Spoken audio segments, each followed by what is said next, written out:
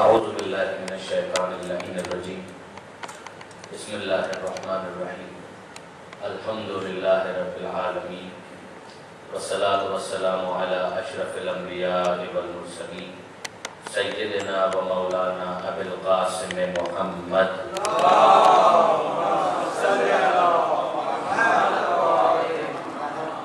و اہل بیتہ الطیبین الطاہرین المعصومین المظلومین المنتجبین المنتخبین المیامین لا سیما علی الامام المنتظر والحجة الثانی عشر واللعنة الدائمة الباقية على أعدائهم أجمعين من يوم ظلمهم إلى قيام يوم الدين. اللهم إنا نرغب إليك في دولة كريمة تعز بها الإسلام وأهله وتذل بها النفاق وأهله وتجعلنا فيها من الدعاة إلى طاعتك والقادة إلى سبيلك وترزقنا بها كرامة الدنيا والآخرة. رب اشرح لي صدري ويسر لي أمري واحلل عقدة من لساني يفقهوا قولي واجعلني خالصا لوجهك الكريم يا الله. صلوات على محمد وعلى محمد.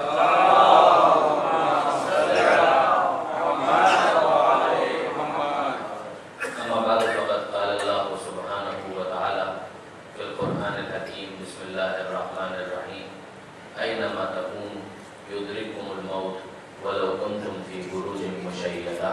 صلوات على محمد وعلى محمد.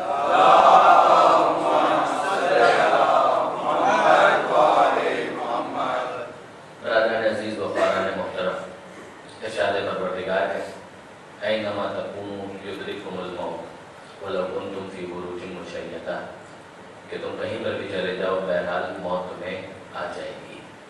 چاہے پناہ ڈھونڈتے ہوئے تم مضبوط قلعوں کے اندر چلے جاؤ مگر وہاں پر بھی موت سے فرار ممکن نہیں ہے، موت تو وہاں پر بھی آ جائے گی.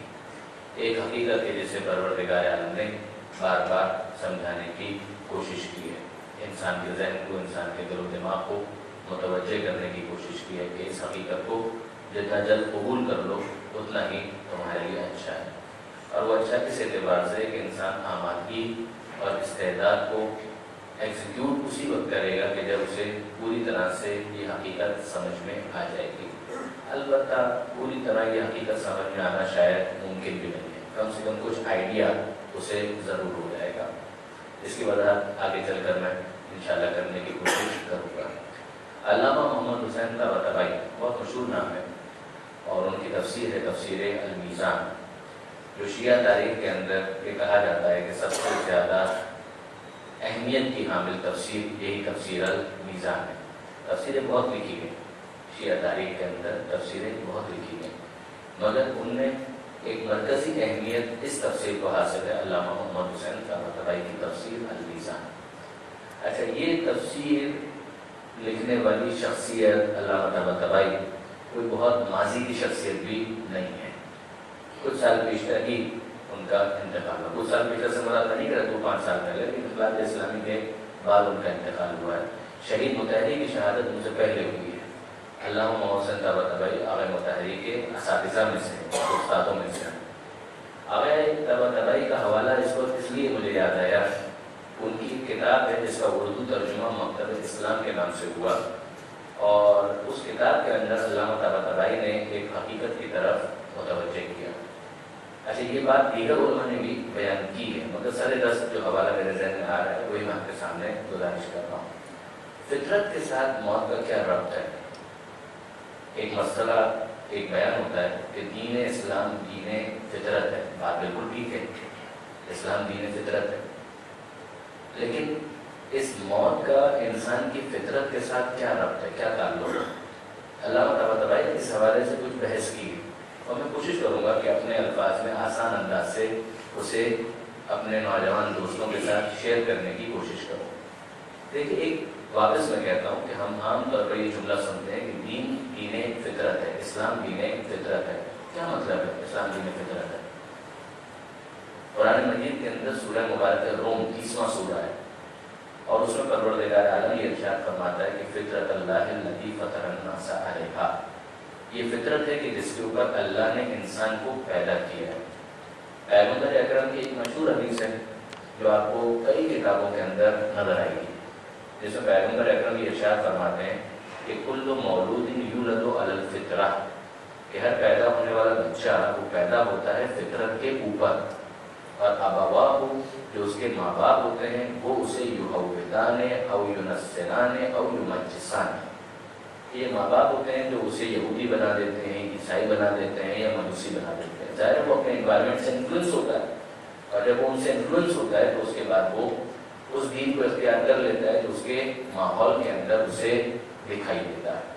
اس کا اپنا رائٹ ہوتا ہے، فری ول اس کے پاس ہے، مگر اس فری ول کے اوپر، اس اختیار کے اوپر وہ ماحول اس طرح سے اثر انداز ہو جاتا ہے کہ جو فطرت کا پیغام ہے اس فطرت کے پیغام کے اوپر ماحول غالب آ جاتا ہے، وہ ڈومیننٹ کر جاتا ہے۔ ٹھیک ہے، اللہ نے فطرت پر پیدا کیا، ہر پیدا ہونے والا بچہ فطرت پر پیدا ہوتا ہے۔ یہ فطرت ہے کیا کہ جس کے اوپر وہ پیدا ہو رہا ہے؟ میں ٹیکنیکل مباحث کے اندر جو فنی کچھ باتیں ہیں ان کے اوپر اس وقت گفتگو نہیں کرنا چاہتا، میں تو صرف اس کا ایک پریکٹیکل اسپیکٹ کچھ مثالوں کے ذریعے سے بات کو اپنے نوجوانوں کے لیے واضح کرنا چاہوں گا۔ دیکھیے، اس دنیا کے اندر انسان جب آتا ہے تو بہت ساری چیزیں ایسی ہیں جو وہ سیکھتا ہے، اگر وہ نہ سیکھے تو ظاہر ہے کہ اس کے پاس اس چیز کو سمجھنے یا ایگزیکیوٹ کرنے کا کوئی اور آپشن اویلیبل نہیں ہے۔ مثلا اس دنیا کے اندر ایک بچہ آتا ہے تو وہ بہت ساری زبانیں سیکھتا ہے، انگریزی بولنا ہے، اردو بولنا ہے، عربی بولنا ہے، فارسی بولنا ہے، وہ سیکھتا ہے۔ اگر وہ نہ سیکھے تو یہ زبانیں اسے نہیں آئیں گی۔ اسی طریقے سے اور بہت ساری چیزیں ہیں، مثلا کچھ ڈشز ہیں جو کھانے پکانے کی، اگر کوئی اس کے اندر مہارت حاصل کرنا چاہتا ہے کہ چکن ٹکا کیسے بناتے ہیں تو اس کو بنانے کا ایک پروسیجر ہے، وہ سیکھنا پڑے گا۔ اسے سیکھے بغیر ایک انسان اس کے اندر مہارت پیدا نہیں کر سکتا ہے۔ یہ مائک کیسے بنتا ہے، سیکھنا پڑے گا۔ گھڑی کیسے چلتی ہے، کیسے میں بناؤں، چیزوں کو کیسے جوڑوں کہ وہ گھڑی بن جائے، وہ سیکھنا پڑے گا۔ عمارت کیسے بنتی ہے، سیکھنا پڑے گا۔ یہ بلب، یہ ٹیوب لائٹ کیسے چلتی ہے، سیکھنا پڑے گا۔ اس کے بغیر کوئی چارہ نہیں ہے، خود بخود تو نہیں آئے گا، سیکھنا پڑے گا۔ یہ ساری چیزیں وہ ہیں جو کسبی ہیں، یہ جو انسان سیکھتا ہے۔ مگر کیا ہر چیز کا معاملہ ایسا ہی کہ جب تک وہ نہ سیکھے اسے نہیں آئے گی؟ یعنی بہت ساری چیزیں ایسی ہیں کہ جو اسے سیکھنی نہیں پڑتی ہے، بلکہ پروردگار عالم نے اس کی فطرت میں ان چیزوں کو رکھ دیا ہے، وہ نہ سیکھے تو بھی بہرحال وہ چیزیں اسی طریقے سے ورک کریں گی۔ میں مثال اپنی خدمت میں عرض کروں، بچہ پیدا ہوتا ہے اور روتا ہے، یہ رونا اسے کس نے سکھایا؟ وہ کس یونیورسٹی میں ڈگری لے کر آتا ہے کہ بھائی رونے کے لیے اس طرح سے کرو گے تو آنسو نکلیں گے، اور اس طرح سے کرو گے تو آواز بلند ہوگی، اور اس کے بعد اس کو ہم رونا کہتے ہیں۔ یہ چیزیں فطری ہیں، اس کو کہیں سیکھنا نہیں پڑتا۔ یا مثلا آپ خوش ہوئے تو آپ مسکرا دیے، یہ مسکرانا خوشی کے احساس کے اظہار کے لیے یہ کس یونیورسٹی میں ہم سیکھ کر آئے کہ اگر ہم کو خوشی ہو رہی ہے تو ہم اس خوشی کا اظہار کیسے کریں کہ مطلب بانچیں کھلیں، انسان کے ہونٹ پھیل جائیں اور اس کے بعد وہ ایک انداز اختیار کرے جس کو ہم مسکراہٹ کہتے ہیں یا ہنسنا کہتے ہیں۔ یہ وہ کہاں پر سیکھتا ہے؟ یہ کہیں پر سیکھا جاتا ہے؟ یہ کہیں پر نہیں سیکھا جاتا۔ اچھا، انسان کے اندر جو اس کا سسٹم کام کر رہا ہے، جو ایناٹومی ہے، مثلا یہ جو دل سے آرٹریز خون لے کر جائیں گی آرگنز تک، اور اس کے بعد پھر وینس سسٹم ہے کہ جس کے اندر وینس جو ہے وہ خون کو واپس لے کر آئیں گی ہارٹ تک، یہ آپ نے سکھایا، میں نے سکھایا، کس نے سکھایا اس کو؟ یہ کس جگہ پر ہم نے اس کی ٹریننگ کی ہے کہ جب اسکول کے اندر میٹرک کرو یا او لیولس کرو، اے لیولس کرو، تو اس کے بعد پھر ان آرٹریز کو آئے گا کہ ہاں مجھے اس طرح سے خون لے کر جانا ہے، اور پھر اس طرح سے خون لے کر وینس سسٹم کے تحت واپس وینز میں آنا ہے، اور پھر یہ آکسیجنیٹڈ بلڈ ہے اور یہ ڈی آکسیجنیٹڈ بلڈ ہے، اور پھر وہ لنگس کا اپنا فنکشن ہوگا، اور پھر ہارٹ کے اندر جائیں گے، اس طریقے سے واپس وہ پورا سسٹم چل رہا ہے۔ نہ سیکھا، کس جگہ پر سیکھا؟ اس سسٹم کہیں پر سکھایا نہیں گیا۔ یہ سسٹم پروردگار عالم کی طرف سے وہ فطری ہدایتیں ہیں جو پروردگار عالم نے انسان کو ودیعت کر دی، اور صرف انسان کے اندر نہیں، دوسری مخلوقات کے اندر بھی پروردگار عالم نے بہت ساری فطری ہدایتیں رکھی ہوئی ہیں۔ ہمارا تو معاملہ یہ ہے کہ ہمارے پاس دونوں طرح کی ہدایت ہیں، فطری تکوینی ہدایات بھی ہیں اور تشریعی ہدایات بھی موجود ہیں، مگر جہاں تک دوسری مخلوقات کا تعلق ہے ان کے پاس صرف اور صرف فطری ہدایات موجود ہیں۔ میں ایک دو مثال اس کی بھی عرض کر دوں کہ مثلاً ہم جب میٹرک انٹر کے اندر جب سائنس پڑھا کرتے تھے تو اس طرح ہمارے سامنے آئی، اور وہ کیا ہے کہ ہربی وارس، کہ یہ جانور جو ہے وہ ہربی وارس ہے. یہ ہربی وارس کا کیا مطلب ہے؟ صرف گھاس کھاتے ہیں، یہ صرف گھاس کھاتے ہیں. ان کے سامنے گوشت رکھو گے گوشت نہیں کھائیں گے. مثلاً وہ جو جانور جو گھاس کھاتے ہیں، ناٹ رانگ ڈومیسٹک اینیملز ہیں، مثلاً اس کے اندر گائے وغیرہ کو آپ لے لیں تو وہ گوشت کو نہیں کھائے گی. تو یہ گوشت کو نہیں کھاتی، کہتے نہیں اس کا سسٹم ہی یہ ہے، یہ گھاس کھائے گی. کوئی ایک گائے نہیں کھاتی، دوسری گائے کھائے، تیسری گائے کھانے، نہیں، ان کا سسٹم ہی یہ ہے کہ ان کو گھاس کھانا ہے، ان کو گوشت نہیں کھانا ہے. یہ ہربی وارس ہے. دوسری طرف کارنی وارس ہے، یہ گوشت خور ہے. یہ جانور جو گوشت خور ہے وہ گھاس نہیں کھاتے ہیں.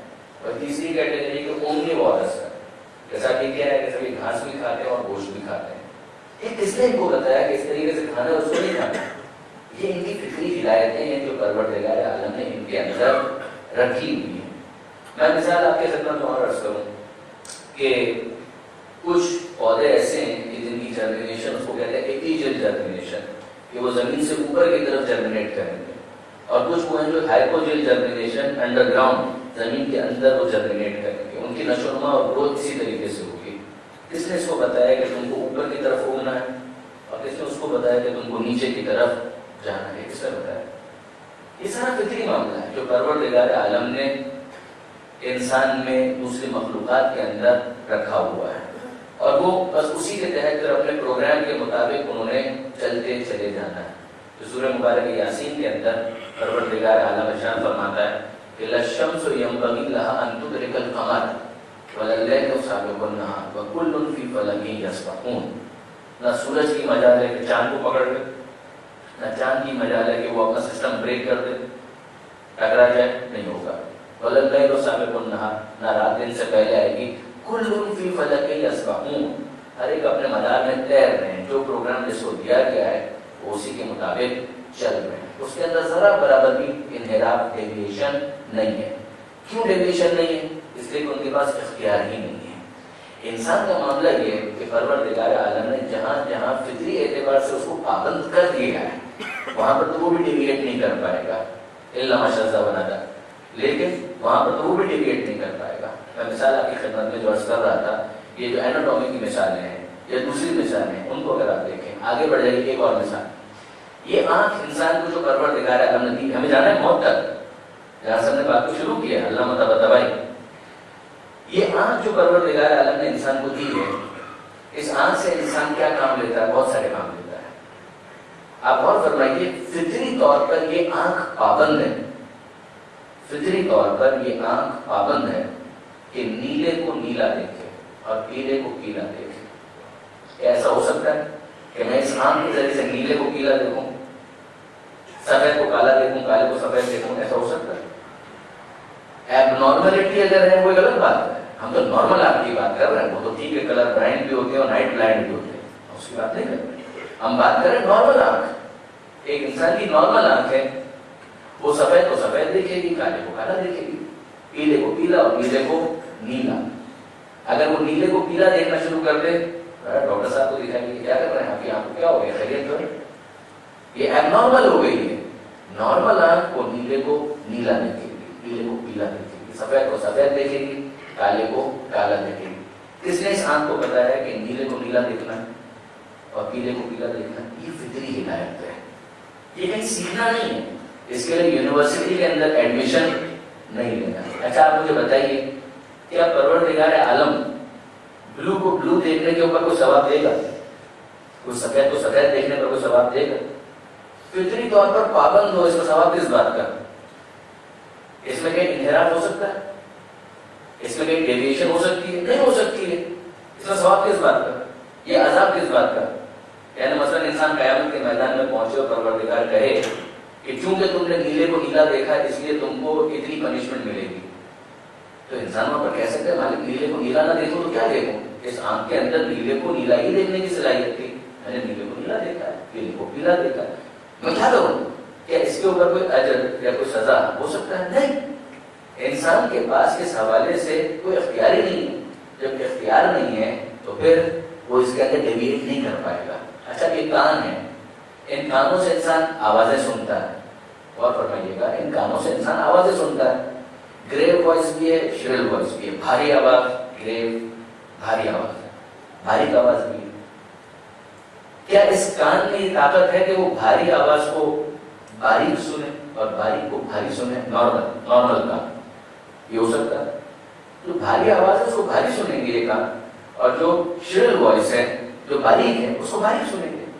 یہ فطری طور پر کان کا میکانزم ایسا ہی ہے کہ جو بھاری آواز ہے اس کو بھاری اور جو باریک آواز ہے اس کو باریک یہ کان سنیں گے، یہ اس کے اندر ڈیویٹ نہیں کر سکتے۔ یہ ناک پروردگار عالم نے دی ہے، کیا اس ناک سے آپ یہ کر سکتے ہیں کہ گلاب کا پھول آپ کی ناک کے پاس آئے اور آپ گٹر کی بو محسوس کرنا شروع کر دیں؟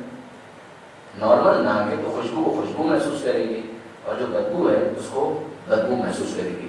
یہ اس ناک کے لیے ممکن نہیں ہے، فطری طور پر اس کو ہدایت یہ کی گئی ہے کہ خوشبو کو خوشبو محسوس کرنا ہے اور بدبو کو بدبو محسوس کرنا ہے۔ زبان آپ اس کے اوپر رکھیں شکر اور نمکین محسوس کریں، کر سکتے ہیں؟ کہ ممکن کہ انسان اس زبان کے اوپر نمک رکھے اس کو میٹھا محسوس کرے، شکر رکھے اس کو نمکین محسوس کرے، لال مرچ آپ رکھتے ہیں اور اس کے بعد کیا واقعی میٹھی ہے؟ کیا ہوگا؟ یہ فطری طور پر زبان کی ہدایت، اس کا پروگرام یہی ہے کہ اسے میٹھے کو میٹھا محسوس کرنا ہے، نمکین کو نمکین محسوس کرنا ہے، کڑوے کو کڑوا محسوس کرنا ہے، اور اس پر کوئی اجر بھی نہیں ہے، کوئی ثواب بھی نہیں ہے، کوئی عذاب بھی نہیں ہے۔ ظاہر آپ میٹھے کو میٹھائی محسوس کریں گے، کڑوے کو کڑوا محسوس کریں گے، اس کے اوپر کوئی عذاب ثواب اس کا چیپٹر نہیں کھلتا ہے۔ یہ عذاب اور ثواب کا چیپٹر کب کھلتا ہے؟ کہ جہاں سے انسان کا اختیار شروع ہوتا ہے، جہاں سے اس کا اختیار شروع ہوتا ہے وہیں سے عذاب اور ثواب کا چیپٹر بھی کھل جاتا ہے۔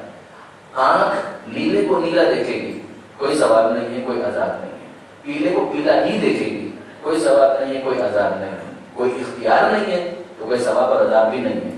مگر اب جہاں سے اختیار شروع ہوتا ہے کہ اسی آنکھ سے چاہو تو محرم کو دیکھو، چاہو تو نہ محرم کو دیکھو، جہاں سے اختیار شروع ہوگا وہیں سے ثواب اور عذاب کی بات آئے گی کہ اس پر تو تمہیں پابند نہیں کیا گیا کہ اس آنکھ سے ایک انسان دیکھنا بھی چاہے تو نامحرم کو نہیں دیکھ سکتا، نہیں دیکھ سکتا ہے۔ اس آنکھ سے نامحرم کو بھی دیکھ سکتا ہے، حرام فلمیں بھی دیکھ سکتا ہے۔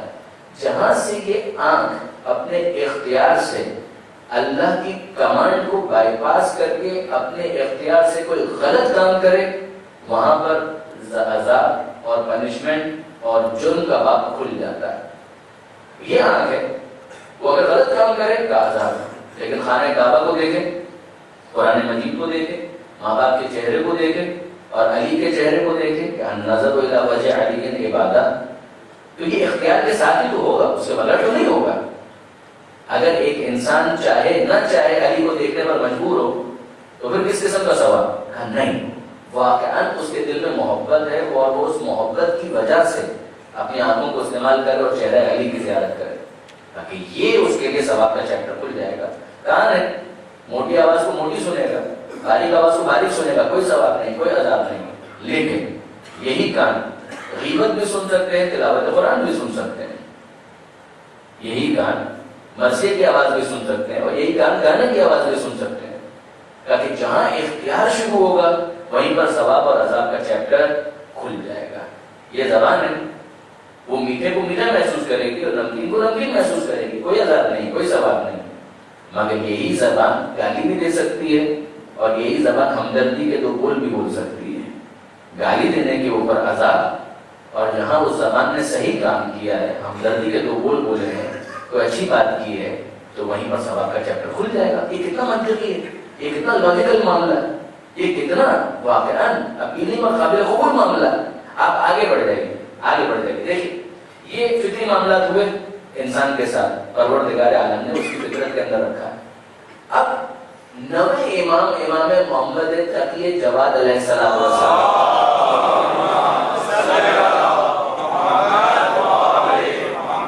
امام کا یہ خطبہ سنیے، دین فطرت ہے۔ اچھا یہ کون سا خطبہ ہے جو میں پڑھنے جا رہا ہوں؟ یہ وہی خطبہ ہے جو آپ نے کئی مرتبہ سنا ہوگا، جو عام طور پر نکاح کی محفلوں کے اندر پڑھا جاتا ہے۔ یہ ہمارے نبی امام نے دیا، 8ویں امام کے فرزند۔ کیا جملہ ہے اس کے اندر؟ الحمدللہ اقرارا بنعمتہ ولا الہ الا اللہ اخلاصا لوحدانیتہ، تمام تعریف اللہ کے لیے، اقرارا وہ نعمت ہے، ہم اس کی نعمتوں کا اقرار کرتے ہیں، وہ اخلاص لوحدانیت ہے، اور ہم پورے خلوص کے ساتھ اس کی توحید کی گواہی دیتے ہیں، درست ہے؟ اور اس کے بعد پھر کیا ہے؟ وصلی اللہ علی محمد سید بریت وعلی الاسفیاء من فطرت، درود و سلام و پیغمبر اور ان کی آل پر جو منتخب منتجب ہیں، سید ہیں، سردار ہیں۔ اما بعد، اس کے بعد کیا ہے؟ وَقَدْ كَانَ مِنْ فَضْلِ اللَّهِ عَلَى الْأَنَامِ، کہ یہ اللہ کا فضل ہے اپنے بندوں پر۔ اب جملہ سنیں، ان اغناہم بالحلال عن الحرام، کہ اللہ نے حلال کے ذریعے حرام سے بے نیاز کر دیا۔ یہ بہت قیمتی جملہ ہے، یہ بہت قیمتی جملہ ہے۔ اسلام دین فطرت ہے، درست ہے؟ کیا مطلب؟ جو چیزیں فطری طور پر انسان کے اندر موجود ہیں، جنہیں وہ طلب کرتا ہے، اسلام کا کوئی حکم ایسا نہیں ہوگا جو اس مطالبہ فطرت کے ساتھ ٹکرا جائے۔ کوئی حکم ایسا نہیں ہوگا۔ کیا مطلب؟ اسلام نے بہت ساری چیزوں کو حرام نہیں کیا ہے، بالکل حرام کیا ہے۔ مولا فرما رہے ہیں، نبی مان فرما رہے ہیں، ان اغناہم بالحلال عن الحرام، اللہ کا یہ فضل ہے اپنے بندوں کے اوپر کہ اس نے حلال کے ذریعے حرام سے بے نیاز کر دیا۔ یعنی حلال میں اتنی وسعت ہے کہ اب حرام کے پیچھے اگر وہ جا رہا ہے تو کسی فطری ضرورت کی وجہ سے نہیں جا رہا ہے، یہ اپنی شقاوت کی وجہ سے جا رہا ہے۔ کیا مطلب ہوا؟ دیکھیے برادران عزیز، مجھے بھوک لگتی ہے، کہیں سیکھی ہے؟ کہیں یہ سیکھا ہے کہ بھوک کیسے لگنی چاہیے؟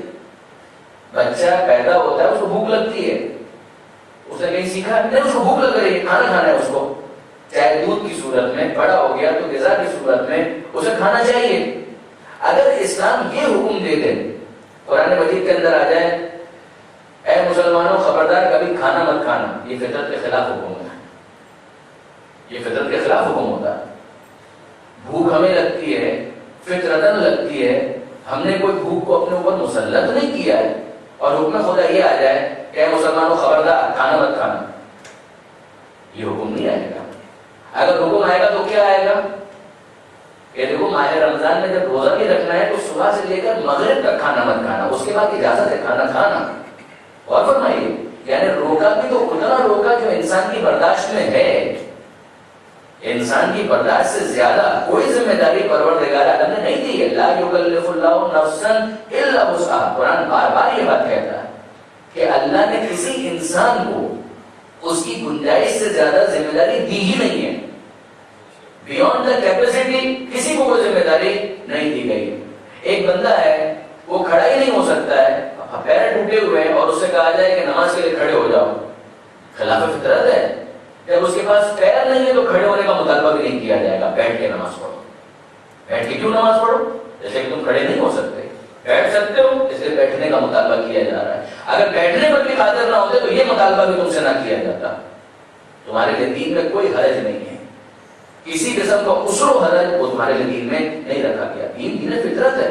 ان اغناہم بالحلال عن الحرام، پروردگار عالم نے اگر سارا جو غذا کا سلسلہ ہے وہ حرام کر دیا ہوتا، یقین جانیے کہ دین فطرت نہ رہتا۔ آپ اور فرمائیے، مجھے بھوک لگتی ہے، پروردگار کا ایک سور حرام ہے، بات سمجھ میں آتی ہے، کتا حرام ہے، بات سمجھ میں آتی ہے۔ کب سمجھ میں آتی ہے؟ کہ جب سائڈ بائی سائڈ مجھے لسٹ مل جائے کہ یہ حرام ہے تو یہ حلال بھی ہے۔ گائے کا گوشت حلال ہے، بکرے کا گوشت حلال ہے، مرغی کا گوشت حلال ہے، مچھلی کھانا اگر ایسی ہے چھلکے والی حلال ہے، یہ حلال ہے۔ یہ حلال کی فہرست بتا کر پھر حرام کو بیان کرنا۔ بھوک تمہیں لگتی ہے، ہم نے تمہیں پیدا کیا ہے، ہمیں معلوم ہے کہ تمہیں بھوک لگتی ہے، تمہارے اندر جو طلب موجود ہے وہ ہمیں معلوم ہے، تو جو نظام ہم دیں گے وہ ایسا نہیں ہوگا کہ وہ نظام تمہاری فطرت کے تقاضوں کو پورا نہ کر سکے، ناممکن ہے۔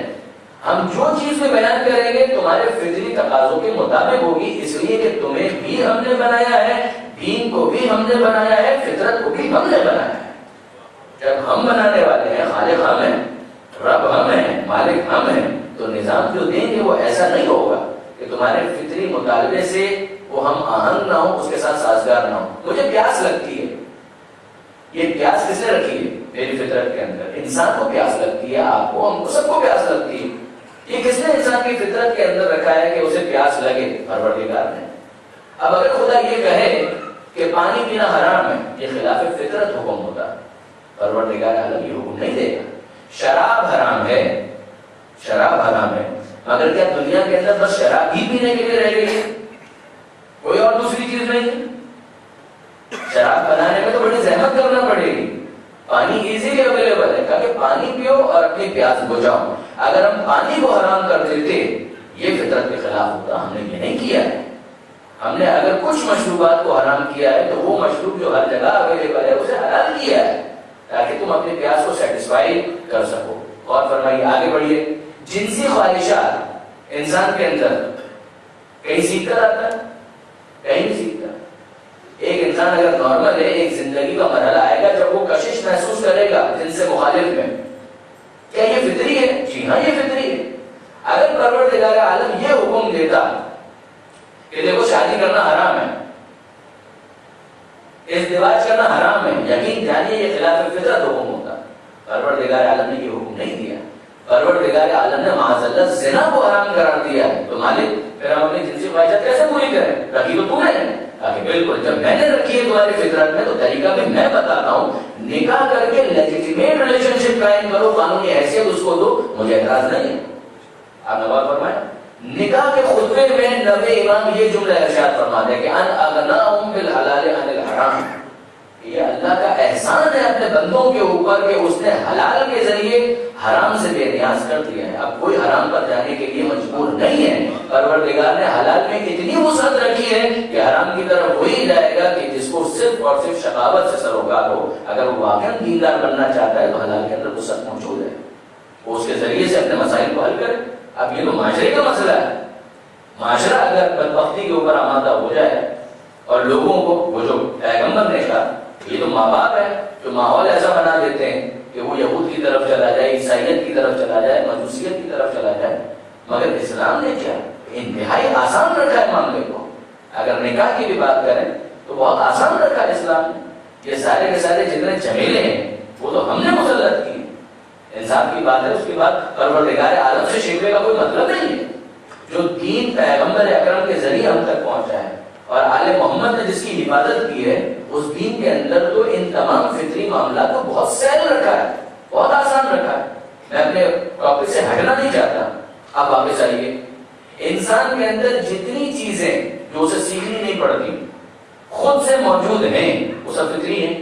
یہاں تک بات پہنچی ہماری کہ جو اسے سیکھنا نہیں پڑتا خود سے موجود ہوں وہ سب کا سب فطری ہے. اور اسلام اس کا سولوشن پیش کرتا ہے. اور اسی لیے اس کو کہا گیا اسلام دین فطرت ہے. موضوع سے ہم قریب ہونے کے لیے ایک جملہ عرض کرتا ہوں. اب آپ مجھے بتائیے، بھوک لگتی ہے فطرتاً، اسلام نے حل دیا کہ حلال غذا کھاؤ. پیاس لگتی ہے فطرتاً، اسلام نے حل دیا پانی پیو. جنسی خواہشات فطرتاً انسان میں موجود ہے، اسلام نے حل دیا نکاح کرو، اپنی نسل کو آگے بڑھاؤ. یہ سب ہے. ہمارے اندر یہ خواہش ہے باقی رہنے کی. ہم میں سے کوئی فنا کو پسند نہیں کرتا، ایسا ہے یا نہیں؟ اور یہ بھی کہیں سیکھی نہیں جاتی یہ خواہش. ہم میں سے کوئی فنا ہونا پسند نہیں کرتا، ایسا ہے یا نہیں؟ انسان سے مجھے بتائیے، ہم میں سے کوئی بھی فنا ہونا پسند نہیں کرتا، ہم باقی رہنا چاہتے ہیں. آپ مجھ سے پوچھیے آپ باقی رہنا چاہتے ہیں؟ جی ہاں میں باقی رہنا چاہتا ہوں. میں آپ سے پوچھوں آپ باقی رہنا چاہتے ہیں یا فنا ہونا چاہتے ہیں؟ آپ کہیں گے ہاں میں باقی رہنا چاہتا ہوں، میں فنا نہیں ہونا چاہتا ہوں. فطرتاً انسان کے اندر یہ طلب، یہ خواہش رکھی گئی ہے کہ وہ باقی رہنا چاہتا ہے. انسان کو کس نے بنایا؟ اللہ نے. فطرت کو کس نے بنایا؟ اللہ نے. دین کو کس نے بنایا؟ اللہ نے. یہ جو فطری طور پر میرے اندر باقی رہنے کا جذبہ موجود ہے، جب یہ خواہش میرے اندر فطرتاً موجود ہے تو اسلام اس کا کیا سولوشن پیش کرتا ہے؟ بھوک فطرتاً ہے، غذا موجود ہے. پیاس فطرتاً موجود ہے، پانی اس طلب کو سیٹسفائی کرنے کے لیے اویلیبل ہے. نکاح جنسی خواہشات فطرتاً اس کو سیٹسفائی کرنے کے لیے نکاح کا آپشن موجود ہے. میں باقی رہنا چاہتا ہوں، میں فنا نہیں ہونا چاہتا ہوں، اور فطرتاً میں باقی رہنا چاہتا ہوں. یہ کسی نے مجھے سکھایا نہیں ہے، یہ میری فطرت میں ہے کہ میں باقی رہنا چاہتا ہوں. پھر موت کیوں ہے؟ اسلام وہیں پر ہاتھ تھام لیتا ہے کہ تمہاری غلط فہمی یہی ہے کہ تم نے موت کو فنا سمجھ لیا ہے. ہم سے پوچھو، ہم سولوشن ہی یہ دینا چاہتے ہیں کہ جو تمہاری طلب اور خواہش باقی رہنے کی ہے وہ اس دنیا میں پوری نہیں ہو سکتی ہے. جب موت آئے گی وہ موت تمہیں فنا کی طرف نہیں لے کر جائے گی، وہ تمہیں بقا کی طرف لے کے جائے گی۔ یہ موت تمہاری اسی فطری خواہش کا جواب ہے، جس طرح بھوک کو غذا سیٹسفائی کرتی ہے، پیاس کو پانی سیٹسفائی کرتا ہے، اسی طرح طلب بقا کو موت سیٹسفائی کرتی ہے، کوئی اور سیٹسفائی نہیں کر سکتا۔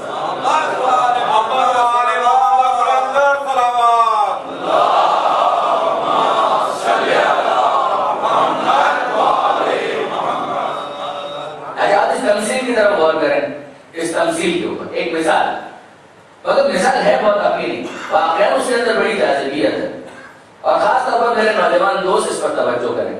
ہم جا رہے ہیں شکم مادر کی طرف، ماں کے شکم میں پروردگار عالم کیا ارشاد فرماتا ہے اسی بات کو سمجھنے کے لیے کہ یصورکم فی الارحام کیف یشاء۔ خدا کے ناموں میں سے ایک نام ہے مصور، مصور وہ تصویر بناتا ہے۔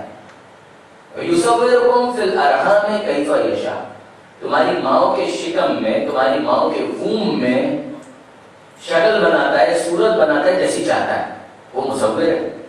اچھا دیکھیے برادران عزیز، وہ علی کل شیء قدیر ہے، مگر ہم اپنی عاجزی کو تو سمجھیں، اس کی قدرت کے ذریعے ہم اپنی عاجزی کو تو سمجھیں۔ ہم تصویر بناتے ہیں تو ہمیں تصویر بنانے کے لیے بہت ساری چیزوں کی ضرورت ہے، روشنی نہ ہو ہم تصویر نہیں بنا سکتے، اندھیرے میں تصویر بنتی ہے۔ اگر سطح ہموار نہ ہو تو آپ تصویر نہیں بنا سکتے، اگر آپ تصویر بنانا چاہیں تو آپ کو سطح ہموار چاہیے۔ اگر ایسی جگہ ہے کہ جس کے اوپر ہلچل بہت زیادہ ہے، وہ ہموار نہیں ہے، آپ تصویر نہیں بنا سکیں گے۔ اور پروردگار کہاں پر تصویر بناتا ہے؟ اندھیرے میں بھی، اور اس جگہ پر کہ جہاں کوئی چیز ہموار نہیں ہے۔ اور صرف وہ تصویر نہیں بناتا کہ جس کے اندر حقیقت نہ ہو، روح نہ ہو، وہ تو وہ تصویر بناتا ہے کہ جو واقعاً وجود بھی رکھتی ہے اور اس کے اندر روح بھی ہوتی ہے۔ تین تاریکیوں میں وہ تصویر بناتا ہے، اور یصورکم فی الارحام کیف یشاء، اور جیسی چاہتا ہے ویسی تصویر بناتا ہے۔ میرے بہت ہی عزیز دوست سینئر، جنہیں واقعاً صاحب عرفان سمجھتا ہوں، انتقال ہو گیا، خدا رحمت کرے، مرحوم ڈاکٹر غلام محمد رحمانی صاحب، انہوں نے ایک دفعہ ایک بہت پیاری بات کہی تھی، اور میں نے کراچی میں کئی دفعہ ممبر سے اس کو کوٹ بھی کیا ان کے حوالے سے۔ تو انہوں نے اپنے یہ جو ایمبریولوجی سے ریلیٹڈ یہ ساری باتیں ہیں کہ جس کے اندر بچے کا ماں کے شکم میں اس فیٹس کا ڈیولپ ہونا، وہ کس طریقے سے ڈیولپ ہوتا ہے، کہ یہ چیزیں بہت سے منکران خدا کو راہ راست پر لے آئیں، اور کس طرح سے وہ اپنا بتاتے ہیں۔ منکر خدا تو نہیں تھا جس کے ساتھ انہوں نے یہ گفتگو کیا، یہ معاملہ ہوا، کیونکہ یہ کاپیز بکس وغیرہ آپس میں ایکسچینج تو ہوتی ہے، اسٹوڈنٹس چاہے کسی بھی لیول کے ہوں تو وہ آپس میں ایکسچینج کرتے ہیں۔ ڈاکٹر صاحب بتا رہے تھے کہ ایمبریولوجی سے ریلیٹڈ ایک کتاب دی کسی کو، اور اس نے اسٹڈی کیا، اس میں اسٹیجز لکھی ہوئی تھی کہ اتنے ہفتوں کے بعد یہ ہو جاتا ہے، پھر یہ ہو جاتا ہے، پھر یہ ہو جاتا ہے، پھر یہ ہو جاتا ہے، پھر یہ ہو جاتا ہے۔ تو وہ جو پڑھنے والا تھا اس نے بے اختیار ہر نئے مرحلے کے آگے قرآن کی آیت لکھ دی، فَبِأَيِّ آلَاءِ رَبِّكُمَا تُكَذِّبَانِ، تم اپنے رب کی کون کون سی نعمتوں کو جھٹلاؤ گے۔ تو واقعاً وہ تاریکی میں جہاں کوئی چیز ہموار نہیں ہے، وہ پروردگار عالم قدرت کا یہ نمونہ بار بار دکھاتا ہے، یصورکم فی الارحام کیف یشاء۔ اچھا وہ ماں کے شکم میں وہ بچہ تو بن رہا ہے، ٹھیک ہے، تمثیل مثال، اس پر توجہ کیجیے گا۔ اب یہ جب بچہ وہاں پر بننا شروع ہوا تو جو اعضاء پہلے سے موجود تھے، جو آرگنز پہلے سے وہاں پر موجود تھے، انہوں نے آپس میں گفتگو شروع کی، یہ کون آ گیا، یہ کون نیا آ گیا، یعنی ہم تو پہلے سے موجود تھے، یہ مہاجر کہاں سے آ گیا، یہ مہاجر ہے کہاں سے ہے، تو کیا آپ کو کہتے ہیں ایکسپیکٹریٹس، وہ آ گیا، کہاں سے آ گیا، ہم لوگ تو یہاں پہلے سے موجود تھے، یہ کہاں سے آ گیا۔ اب مثلاً اندر دل بھی موجود ہے، گردے موجود ہیں، پھیپھڑے موجود ہیں، انہوں نے آپس میں ڈسکشن شروع کیا۔ مثلا ایک نے کہا کہ کون نیا آ گیا یہاں پر، ہم لوگ تو پہلے سے یہاں پر موجود ہے، سیٹل ہے، یہ نیا کون آ گیا یہاں پر۔ دوسرے نے کہا کہ ہاں پہلے دیکھا تو نہیں ہے، یہ کوئی نیا آیا ہے۔ تیسرے نے بھی کہا کہ ہاں یہ کوئی نیا ہے۔ چوتھے نے کہا کہ یہ نیا ہے، پہلے یہاں پر موجود نہیں تھا، اور دیکھو بنتا جا رہا ہے، بنتا جا رہا ہے، بنتا جا رہا ہے، اس میں اضافہ ہو رہا ہے۔ نہ گردے کی آنکھ ہے، نہ دل کی، نہ پھیپھڑے کی، یہ صرف زبان حال سے بات ہو رہی ہے۔ ایک نے کہا کہ یار فکر مت کرو، یہ یہاں پر ہمیشہ نہیں رہے گا۔ دوسرے کا تم کو کیسے پتا کہ یہ ہمیشہ نہیں رہے گا؟ ذرا غور کرو، یہ ہمیشہ یہاں پر نہیں رہ سکتا، وجہ کیا ہے؟ تم دیکھو یہ بند کیسے رہا ہے، تو اس میں کیا سمجھ میں آئے گا؟ دیکھو یہاں پر تو اندھیرا ہے، یہاں پر تو اندھیرا ہے، اس کی آنکھیں ہیں. یہ آنکھیں بتا رہی ہیں کہ یہ کسی ایسی دنیا کے لیے بن رہا ہے کہ جہاں پر روشنی ہوگی، رنگ و نور ہوگا. یہ یہاں کے لیے نہیں، یہاں تو اندھیرا ہے. ان آنکھوں کا کیا کرے گا؟ یہ آنکھوں سے تو انسان دیکھتا ہے، یہاں پر تو اندھیرا ہے، یہاں تو کچھ دکھائی نہیں دے گا. اس لیے یہ آنکھیں بتا رہی ہیں کہ یہ یہاں کے لیے نہیں بنا ہے، یہ کسی ایسی دنیا کے لیے بنا ہے جہاں پر رنگ و نور ہوگا، جہاں روشنی ہوگی. اور دیکھو اس کے کان ہیں، دیکھو اس کے کان ہیں. یہ کان کا یہاں پر کیا کرے گا؟ یہاں پر تو کوئی آواز نہیں ہے، یہاں پر تو کوئی شور شرابہ نہیں ہے. یہ اس کے کان بتا رہے ہیں کہ یہ ماں کے پیٹ کے لیے نہیں ہے، یہ کسی اور جگہ کے لیے ہے. یہ کسی ایسی جگہ کے لیے جہاں شور شرابہ ہوگا، جہاں آوازیں ہوں گی. اسے وہاں پر لے جایا جائے گا. اور تم ذرا دیکھو اس کے پیر ہیں، پیر تو چلنے کے لیے ہوتے ہیں، یہاں تو چلنے کی جگہ ہی نہیں ہے. تو جہاں چلنے کی جگہ نہیں ہے وہاں پر یہ پیروں کا کیا کرے گا؟ اس کے پیر بتا رہے ہیں کہ یہاں کے لیے نہیں بنایا جا رہا، یہاں بنے گا. اس کے بعد جائے گا کسی ایسی جگہ پر جہاں فاصلے سمیٹنے کے لیے کہ اپنے پیروں کو حرکت دے گا. ذرا دیکھو اس کے تو ہاتھ ہیں، یہ ہاتھوں کا یہاں پر کیا کرے گا؟ ہاتھ تو اٹھانے کے لیے ہوتے ہیں، یہاں پر تو یہ کچھ اٹھانے کے قابل نہیں ہے. یہ کسی ایسی جگہ پر جائے گا کہ جہاں یہ بہت کچھ اٹھانے کے قابل ہوگا. یہ یہاں کے لیے نہیں بن رہا. دوسرے نے کہا تم بالکل ٹھیک کہہ رہے ہو. اور ایک وقت آتا ہے کہ وہ بچہ اس جگہ سے چلا جاتا ہے اور سب کہتے ہیں کہ بالکل دیکھو جو ہم نے کہا تو وہی ہو گیا. آنکھیں بتا رہی تھی یہاں کے لیے نہیں ہے، کان بتا رہے تھے یہاں کے لیے نہیں، پیر بتا رہے تھے یہاں کے لیے نہیں، چلا گیا. اس جگہ چلا گیا جہاں کے لیے اس کی آنکھیں بنائی گئی تھی، جہاں کے لیے اس کے کان بنائے گئے تھے، جہاں کے لیے اس کے ہاتھ اور پیر بنائے گئے تھے. بس برادران عزیز، جس طرح آنکھوں کا وہاں پر ہونا اس بات کی دلیل ہے کہ یہ وہاں کے لیے نہیں بنا ہے، بالکل اسی طرح سے بقا کی خواہش اس دنیا میں اس بات کی دلیل ہے کہ ہم یہاں کے لیے نہیں بنے ہیں، کہیں اور جائیں گے کہ جہاں پر ہمیشہ باقی رکھا جائے گا، جہاں پر ہمیشہ باقی رکھا جائے گا. پروردگار عالم نے جب ایک فطری خواہش رکھی ہے، تیار یہاں پر کیا جا رہا ہے، مگر رکھا کسی اور جگہ پر جائے گا. اب اگلا یہ ماں کے شکم ہی کے حوالے سے دو اور باتیں سن لیجیے اور مجلس کے اختتام کی طرف ہم چلے جائیں. دیکھیے برادران عزیز، آغا مکارم شیرازی نے اور ان کے علاوہ کئی علماء نے یہ مثال اپنی اپنی کتابوں کے اندر بیان کی جو بڑی اپیلنگ ہے. ہم اس دنیا میں ہم قیامت کو سمجھنا چاہ رہے ہیں، آئیڈیا اگر کمپریہنسولی ہم نہیں سمجھ پائیں گے، جو میں نے ابتدائی گفتگو کے اندر کہا تھا کہ میں آگے اس کی کچھ وضاحت کروں گا.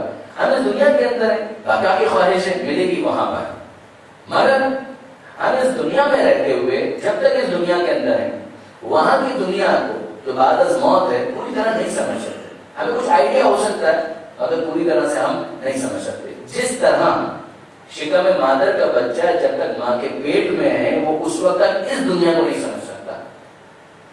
کیا اس کے لیے ممکن ہے؟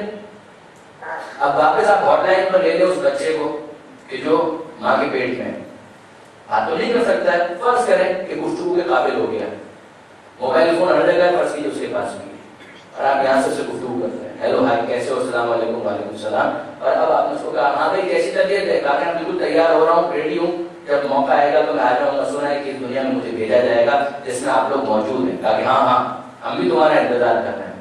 اچھا ہم تم کو بتاتے ہیں اس دنیا میں کیا ہے، تم اس دنیا میں آنے والے ہو، ہم تم کو بتاتے ہیں اس دنیا کے اندر کیا ہے. کہا کہ ہاں بتاؤ بتاؤ اس دنیا کے اندر کیا ہے. کہ دیکھو اس دنیا کے اندر بہت بڑا سمندر ہے. اس کا اگلا سوال کیا ہوگا؟ اس کا اگلا سوال یہ ہوگا کہ سمندر کیا ہوتا ہے، سمندر کیا ہوتا ہے، یہ اس کا سوال ہوگا اور بالکل لاجیکل سوال ہوگا. تم بتا رہے ہو سمندر ہوتا ہے، سمندر کیا ہوتا ہے. اب آپ اس کو سمندر سمجھانا چاہ رہے ہیں تو کہاں سے شروع کریں گے؟ سمندر تو اس نے دیکھا نہیں، زیرو سے بات شروع ہو نہیں سکتی ہے. چین کو آپ اوپر لے جانا چاہیں تو کوئی تو نقطہ ہو کہ جہاں پر دونوں ملیں، گفتگو شروع کیسے ہوگی؟ کہ یہاں پر ایک بہت بڑا سمندر ہے، سمندر سمجھاؤ کیا ہوتا ہے. اچھا دیکھو تم ماں کے پیٹ میں ہو، دیکھو آس پاس تم کو کیا نظر آ رہا ہے. اب وہ ماں کے شکم میں ظاہر ہے کہ پانی کے اندر ہی تیر رہا ہے، وہ جو فلوئڈ اس کے اندر موجود ہے، تو دیکھے گئے کہ ہاں یہاں پر کچھ وہ ہے، کچھ نظر آ رہا ہے، کچھ لکوڈ سا ہے جس کے اندر ہاتھ پاؤں کچھ مارتا ہوں، سمجھ میں آ رہا ہے کچھ فلوئڈ. دیکھو جیسے یہ ہے نا، ہاں تو ویسے یہ بہت بڑا سمندر ہے. وہ جب بہت زیادہ ہو جاتا ہے اس کو سمندر بولتے ہیں. اب وہ کہے کہ ہاں ہاں ہاں مجھے سمجھ میں آ گیا. تو اب آپ کیا کہیں گے؟ جتنے باہر بیٹھے ہوں گے وہ سب ہنسیں گے. یہ بولتا ہے اس کو سمجھ میں آ گیا. اس کو کیا سمجھ میں آیا؟ ہم نے اس کو آئیڈیا دیا ہے، یہ کیا مجھے سمجھ میں آ گیا کہ سمندر کس کو کہتے ہیں. واقعی وہ سمجھ رہا ہے، اس کو ایک آئیڈیا مل رہا ہے کہ ہاں سمندر کچھ ہوتا ہے. اب وہ کہے کہ میں سمجھ گیا، کہاں پھنسے گے؟ اچھا آپ کہتے ہو یہاں پر بہت بڑا آسمان بھی ہے، وہ کہا آسمان کیا ہوتا ہے؟ کہا تم اوپر دیکھو، اوپر دیکھے ماں کے پیٹ کی چھت نظر آ رہی ہے، کہا کہ جیسے یہ ہے نا کہ ویسے یہاں پر ایک بہت بڑا آسمان ہے۔ وہ کہے کہ ہاں مجھے سمجھ میں آ گیا۔ آپ پھر ہنسیں گے، تم کو کیا سمجھ میں آیا؟ تم کو صرف آئیڈیا دیا ہے، تو جب تم یہاں پر آؤ گے تو تم کو سمجھ میں آئے گا کہ سمندر کیا ہوتا ہے، آسمان کیا ہوتا ہے۔ وہ کہیں کہ دیکھو یہاں پر ایک بہت بڑی زمین ہے، وہ کہے زمین کیا ہوتی ہے؟ نیچے دیکھو، اس کو ماں کے پیٹ کی زمین جو نظر آ رہی ہے، وہ کہے کہ ہاں یہ ایسی ہوتی ہے، کہ ہاں ایسی ہوتی ہے۔ کہا میں سمجھ گیا۔ وہ کیا سمجھ گیا؟ وہ کہے میں سمجھ گیا، جتنے باہر افراد کھڑے ہیں وہ سب ہنس رہے ہیں، یہ بولتا ہے مجھے سمجھ میں آ گیا۔ تو یہی معاملہ ہمارا اس دنیا میں رہتے ہوئے قیامت کے حوالے سے ہے۔ انبیاء، ائمہ، قرآن ہمیں بتاتا ہے قیامت ہوگی، بہت بڑا میدان ہوگا، جنت ہوگی، جنت کے اندر یہ نعمتیں ہوں گی، جہنم ہوگا، جہنم کا یہ عذاب ہوگا، یہ تم کو پھل دیے جائیں گے۔ ہم کہتے ہیں آپ کو سمجھ میں آ گیا کہ اس پھل کا کیا مزہ ہوگا، ہم سمجھتے ہیں ایسا ہی مزہ ہوگا جیسا یہاں پر ہوتا ہے۔ اگر ہم کہیں کہ آپ کو پورا سمجھ میں آ گیا، یقین جانیے جبریل اور میکائیل ہنس رہے ہوں گے، وہ سب ہنس رہے ہوں گے۔ یہ انسان کہتا ہے کہ سب سمجھ میں آ گیا، کیا سمجھ میں آ گیا؟ جس طرح سے ماں کے پیٹ میں اس بچے کو یہ دنیا سمجھ میں نہیں آ سکتی، اسی طرح اس دنیا میں رہتے ہوئے اس دنیا کی حقیقت انسان کو سمجھ میں نہیں آ سکتی۔ مولا کیا بات کہتے ہیں، مولا فرماتے ہیں لوگ سو رہے ہیں، جب مریں گے تب جاگیں گے۔ بظاہر لگتا ہے کہ جاگ رہے ہیں، اصل میں جاگ نہیں رہے، اصل میں سو رہے ہیں۔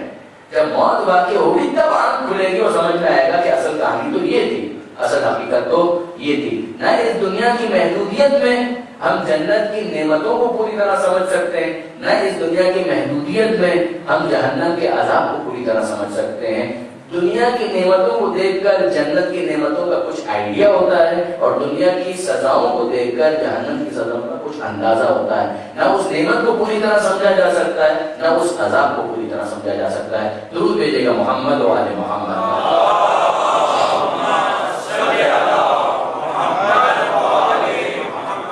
ابھی ایک شکم مادر کی اتنی بات ہوئی، نہج البلاغہ کے اندر مولا کائنات ایک مرتبہ ملک الموت کی بات کرتے ہیں۔ ہم خدا کی معرفت حاصل کرنے کے مکلف ہیں اس دنیا کے اندر، کہ خدا کی معرفت حاصل کرو۔ وما خلقت الجن والانس الا لیعبدون، جنوں اور انسانوں کو پیدا کیا ہے تاکہ میری عبادت کریں۔ تشریح کی ہے کہ معرفت حاصل کریں۔ ہم کیا معرفت حاصل کریں؟ ہم کیا معرفت حاصل کریں اس خدا کی؟ مولا فرماتے، سنیے، مولا فرماتے ہیں کہ ذرا سوچو اس بات کے اوپر، الفاظ میرے ہیں، مطلب مولا کا ہے، اور بات نہیں ہے، کہ ذرا سوچو اس بات کے اوپر کہ وہ بچہ جو ماں کے پیٹ میں ہے، تم نے آبزرو کیا ہے کئی مرتبہ ایسا ہوتا ہے کہ وہ اس دنیا میں آنے سے پہلے ہی اس دنیا میں پہنچ جاتا ہے، ماں کے پیٹ میں مر گیا۔ ایسا ہوتا ہے کہ نہیں ہوتا ہے؟ کئی مرتبہ ہوتا ہے، ماں کے پیٹ میں ہی اس کا انتقال ہو گیا۔ تو ملک الموت جو سب کی روح قبض کرتا ہے تو اس کی بھی روح قبض کی ہوگی نا۔ دیکھیے مولا کہاں پر انسان کی سوچ کو لے جانا چاہتے ہیں۔ ذرا سوچو کہ ملک الموت جو سب کی روح قبض کرتا ہے تو اس کی روح بھی تو قبض کی ہوگی، تو جس نے اس کی روح قبض کی تو کیسے روح قبض کی؟ ماں کے پیٹ میں گیا یا پہلے سے موجود تھا؟ پروردگار عالم نے اسے کیسے انٹری فراہم کی اس ماں کے شکم میں کہ جہاں جا کر وہ اس بچے کی روح قبض کر لے؟ کیا تم نے اس کو جاتے ہوئے دیکھا، نکلتے ہوئے دیکھا؟ کیا تم نے دیکھا؟ جو انسان اتنا محدود ہے کہ خدا کے ایک فرشتے کی معرفت حاصل نہ کر سکے، وہ خدا کی معرفت کیا خاص حاصل کرے گا؟ کہ انسان اپنی محدودیت کو تو سمجھے۔ اچھا اے پروردگار، اے مولا کائنات، اے اللہ کے رسول، اے ائمہ معصومین، جب ہم اس کی معرفت حاصل ہی نہیں کر سکتے تو پھر اس چیز کا ہمیں ذمہ دار کیوں بنایا گیا ہے؟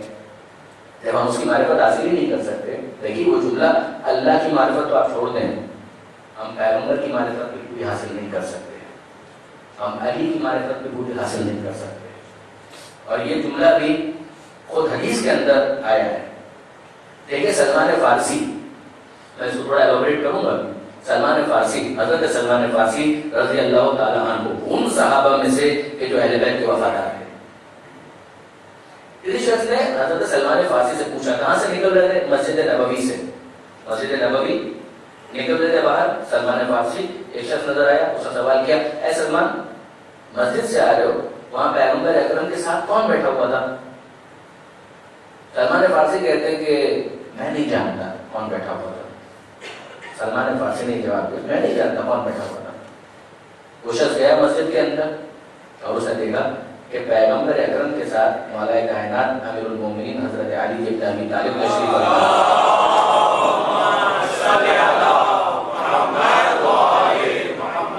اور یہ ہتھے سے اکھڑ گیا. اس نے کہا اللہ کے رسول آپ تو سلمان کی اتنی تعریف کرتے ہیں, میں اپنے الفاظ میں کہوں منا اہل البیت, ہم میں سے ہے اور یہ ہے اور وہ ہے, اور آپ دیکھیے ابھی میری بات ملاقات ہوئی ہے, میں نے سوال کیا کہ اللہ کے رسول کے ساتھ مسجد میں کون بیٹھا ہوا ہے, تو سلمان یہ کہہ رہے ہیں کہ میں نہیں جانتا کہ کون بیٹھا ہوا ہے, مجھے نہیں معلوم کون بیٹھا ہوا ہے. آپ اتنی تعریفیں کرتے ہیں, وہ علی کو ہی نہیں جانتا ہے, وہ علی کو نہیں پہچان رہا, وہ کہہ رہے مجھے نہیں معلوم کون بیٹھا ہوا ہے. اب پیغمبر اگر ہم بجائے اس کے کوئی جواب دیتے ہیں کہ سلمان کو بلا کر لاؤ, تو سلمان سے خود پوچھتے ہیں. تو کہیں کسی کے بارے میں کوئی غلط فہمی ہو جائے تو بجائے اس کے کہ دو افراد آپس میں اس کو پورا پکانا شروع کریں اور رائے کو پہاڑ بنائیں, اسی کو تو پوچھو اس جس کے بارے میں بات ہو رہی ہے. کہ جاؤ سلمان کو بلا کر لاؤ. سلمان کو بلایا گیا. اے سلمان, تمہارے خلاف یہ ایف آئی آر درج ہوئی ہے کہ تم یہ کہہ رہے تھے کہ تم علی کو نہیں جانتے. یہ شخص یہ کہہ رہا ہے کہ تمہاری باہر ملاقات ہوئی, اس نے پوچھا میرے ساتھ کون بیٹھا ہوا, تم نے کہا میں نہیں جانتا. کہ تم نے یہ کہا کہ اللہ کے رسول بالکل کہا اور اپنے اسٹیٹمنٹ کو مینٹین کرتا ہوں, ابھی بھی یہی کہتا ہوں کہ میں نہیں جانتا کہ آپ کے ساتھ کون بیٹھا ہوا ہے. کہ سلمان اس کا کیا مطلب ہے؟ اللہ کے رسول آپ نے تو فرمایا کہ خدا کو کسی نے نہیں پہچانا, اگر پہچانا تو میں نے اور علی نے پہچانا, مجھے کسی نے نہیں پہچانا, یا خدا نے پہچانا یا علی نے پہچانا, اور علی کو بھی کسی نے نہیں پہچانا, یا خدا نے پہچانا یا میں نے پہچانا. تو جس کی معرفت اتنی مشکل ہے اس کے بارے میں کیسے کہہ سکتا ہوں کہ اسے میں پہچانتا ہوں؟ یہ پوچھ رہا تھا کہ کون بیٹھا ہوا, میں نے یہی کہا کہ میں اسے نہیں پہچانتا جو ساتھ بیٹھا ہوا تھا. درود بھیجے گا محمد و آل محمد.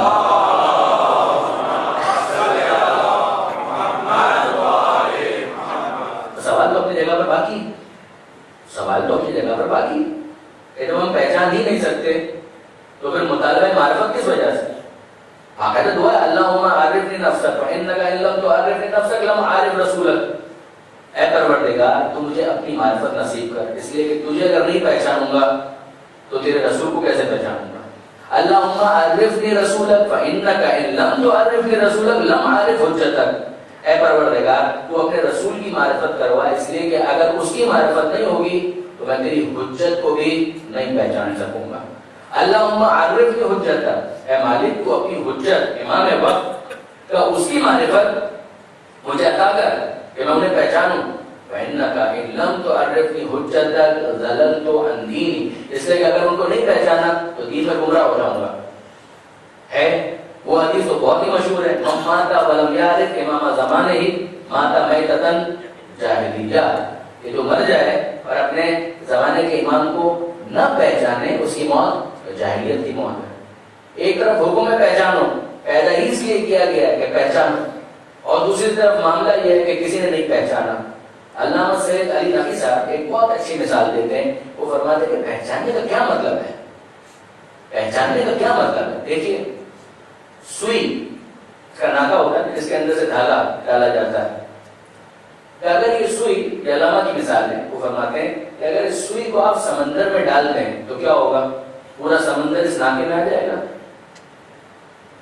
پورا سمندر اس ناکے میں نہیں آئے گا, اس لیے کہ اس سوئی کے ناکے میں اتنی وسعت ہے ہی نہیں کہ اس سمندر کو اپنے ظرف کے اندر سمیٹ سکے, اس لیے ممکن نہیں ہے. مگر کیا یہ ناکا خالی آئے گا؟ یہ خالی بھی نہیں آئے گا, وہ سوراخ خالی واپس نہیں آئے گا.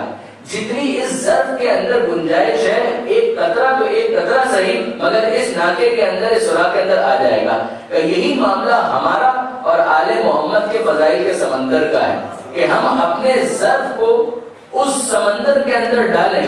یہ تو نہیں ہو سکتا کہ آل محمد کی مکمل معرفت ہمیں نصیب ہو جائے, مگر وہ سخی کا دربار ہے, وہ خالی نہیں لوٹائیں گے. جس میں جتنی وسعت ہوگی اتنا اسے عطا کر دیا جائے گا.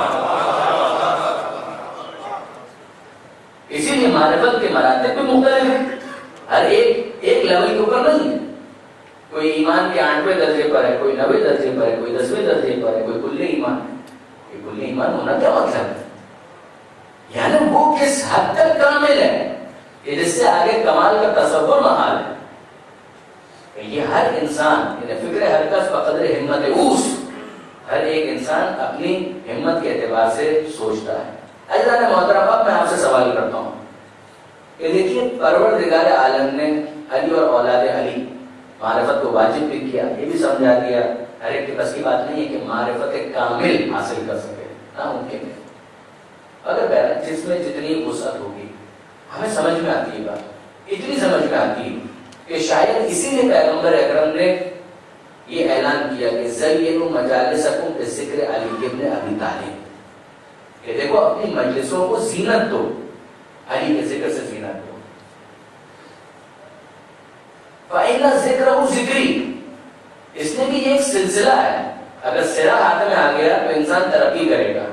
فَإِنَّ ذِكْرَهُ ذِكْرِي، اس لیے کہ علی کا ذکر میرا ذکر، وَذِكْرِي ذِكْرُ اللَّهِ، اور میرا ذکر اللہ کا ذکر ہے، وَذِكْرُ اللَّهِ عبادت، اور اللہ کا ذکر عبادت ہے. انسان کن چیزوں کو زینت سمجھتا ہے؟ اور توجہ کیجیے گا، مجھے مسائل تک جانا ہے مگر ذرا سی یہ تمہید.